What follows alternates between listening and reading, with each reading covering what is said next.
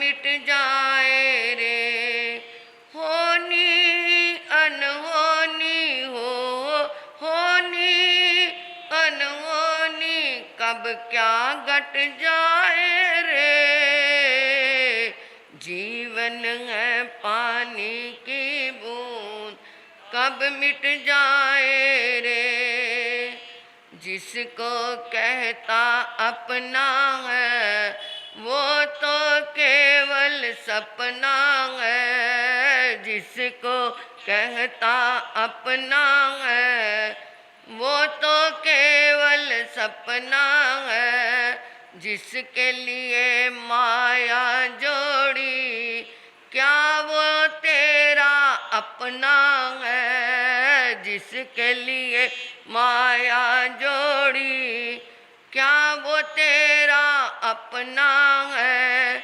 तेरा ही बेटा, हाँ तेरा ही बेटा तुझको आग लगाए रे।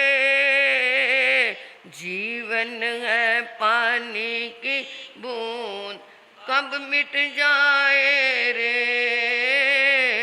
जीवन है पानी की बूंद कब मिट जाए रे।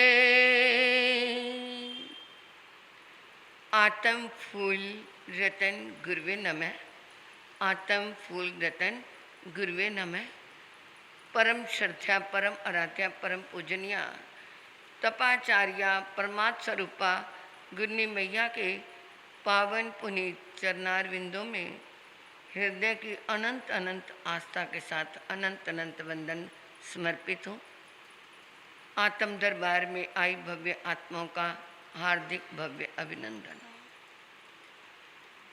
अभी आपने सुना तेज प्रकाश जी जौहरी। वास्तव में ही वो एक जीवन के जौहरी थे। हमने 2007 का चातुर्मास जब इंदौर में किया, प्रवचन में रोज आते थे और आना और जाना बस यहीं तक, जैसे आप लोग आते हैं, कोई ऐसा क्लोजपन नहीं था, यानी इतना ज़्यादा ये नहीं था कि नाता था। परंतु एक दिन कहते हैं हमारे घर में बहुत अच्छी अच्छी पुस्तकें, उनको पुस्तकें रखने का पढ़ने का बहुत शौक़ था। मतलब कोई भी ऐसा राइटर नहीं था जहाँ की उनके पास पुस्तकें नहीं थी। पूरा कमरा, एडवोकेट भी थे, वो बहुत अच्छे वकील थे और जौहरी भी थे, हीरो का व्यापार भी करते थे। आज तक भी, मतलब बीमारी से पहले तक भी उन्होंने अपने दुकान पे रोज़ जाना और अपना जो भी काम है करके आते थे। मतलब पैसे की दृष्टि से उनके पास इस समय भी पीछे मतलब कितना होगा ये गिनती भी नहीं हो सकती। तो ऐसे होते हुए भी वो निर्लिप्त थे। अम्बाला हमने चातुर्मास किया, उसमें आए 10-11 दिन रहे। वो किसी भी क्षेत्र में आते थे, यहाँ पर किचलू नगर में भी हमारे चातुर्मास ऐसे थे, तो वो रहते थे। दोपहर के समय सुबह प्रवचन सुनना, दोपहर को क्या है शास्त्र वाणी सुननी।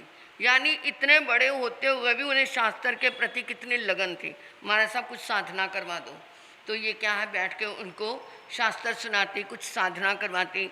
तो वो जहाँ भी जाते थे फिर उस संघ से क्या है दान दिए बिना नहीं जाते थे कि मैं इतने दिन रहा हूँ तो मुझे क्या है इस संघ का भी ध्यान रखना है। चेन्नई भी आए, बेंगलोर भी आए, यानी कि सब जगह पे वो हमारे पास आते थे।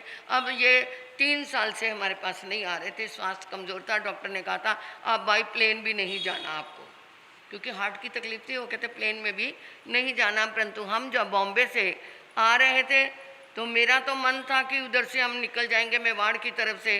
परंतु मुक्ता कहते पता नहीं महाराज जी फिर दोबारा कैसे मिलना होगा या नहीं होगा, इंदौर की तरफ से चलते हैं।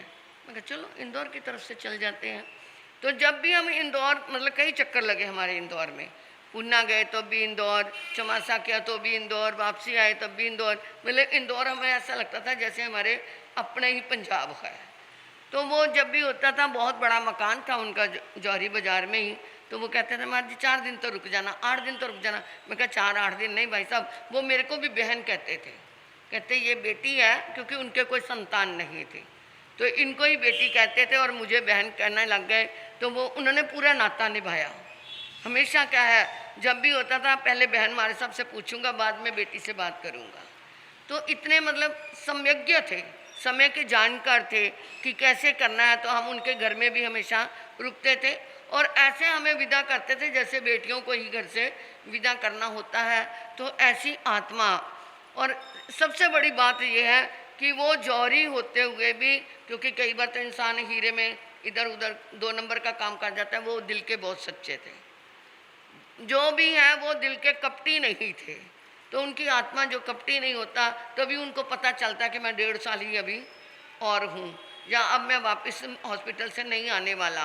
तो ये उसी आत्मा को पता चल जाता है जिसकी आत्मा सरल होती है, भद्र होती है। पुण्य आत्मा को पता चलता है। तो वो मुझे इतना विश्वास है कि वो क्या है, जहाँ भी गई होगी उन्हें दोबारा क्या मिलेगा, जिन शासन मिलेगा, उन्हें दोबारा धर्म की शरण मिलेगी। क्योंकि वो हमेशा इतना कुछ होते हुए भी वो शास्त्र के अंदर प्रति रुचि रखते थे, साधना करने में रुचि करते थे। जब भी होता था उनकी पत्नी को कहते थे तू मुझे साधना दे दे, तो वो भी उन्हें क्या है, उनको भी पता था। उधर आप इधर लोगों को कुछ पता ही नहीं साधना क्या है, परंतु उधर साधनाएं बहुत चलती हैं। गृहस्थी भी इतनी इतनी साधना जानते हैं। मतलब गर्भ साधना भी ऐसी है, किसी का बच्चा क्या है टेढ़ा हो गया गर्भ में, तो वो साधना के द्वारा उसे सीधा कर देते थे। ऐसी ऐसी साधनाएं उधर लोगों को भी आती हैं। ये सब उधर संतों के सिखाने के प्रभाव से है। तो ऐसी आत्मा के लिए हम सब प्रार्थना करते हैं कि उनके मन को जहाँ भी जाए जिन शासन के प्रति लगन मिले, और उनके पीछे परिवार में जो पत्नी है, पत्नी को भी क्या मिले, एक धैर्य मिले।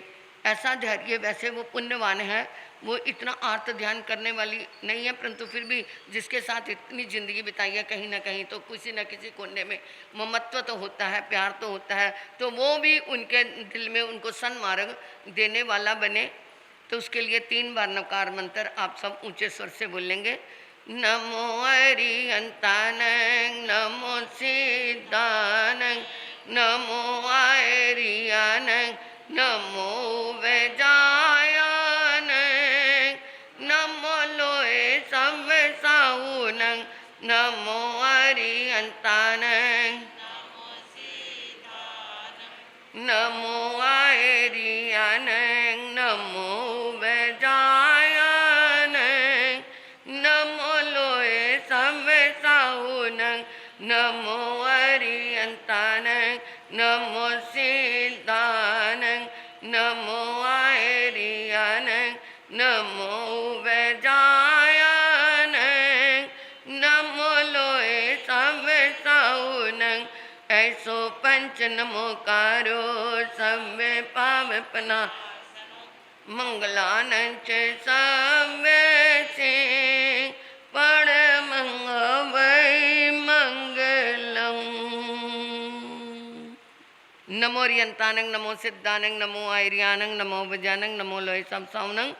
चैता मारं वासन चकवट्टी में हेडियो संति संति करे लोय पत्तो गई मृत्रंग। श्री चतारी मंगलम अरिहंता मंगलम सिद्धा मंगलम साहू मंगलम केवलिप नत्तो दमो मंगलम। चेतारी लुगुत्मा अरिहंता लुगुत्मा सिद्धा लुगुत्मा साहू लुगुत्मा केवलिप नत्तो दमो लुगुत्मा। चेतारी शरणम पव्यामि रिहंते शरणम पव्यामि सिद्धे शरणम पव्यामि साहू शरणम पव्यामि केवलिप नत्तो दमो शरणम पव्यामि।